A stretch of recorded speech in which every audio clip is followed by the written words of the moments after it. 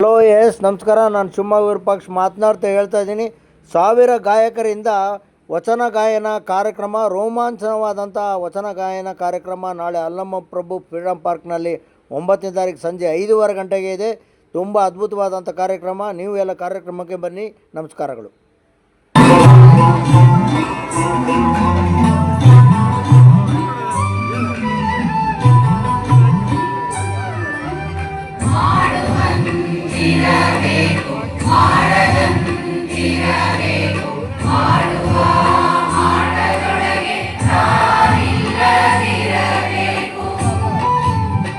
ಒಂದು ಅದ್ಭುತವಾದ ಕಾರ್ಯಕ್ರಮದ ಸಿದ್ಧತೆಯಲ್ಲಿ ವಿಶ್ವಾಸರವರು, ಯೋಗೇಶ್ವರವರು, ಶಿವಮೊಗ್ಗ ವಿರೂಪಾಕ್ಷು, ವಿಜಯಕುಮಾರ್ ಅವರು, SP ದಿನೇಶ್ರವರು, ಜ್ಯೋತಿ ಪ್ರಕಾಶ್ರವರು, ಪರಮೇಶು, ಬಳ್ಳಿಕೆರೆ ಸಂತೋಷು ಮತ್ತು ಧನುಂಜಯ ಸರ್ಜಿ ಇನ್ನು ಮುಂತಾದ ಮುಖಂಡರೆಲ್ಲ ಉಪಸ್ಥಿತರಿದ್ದರು.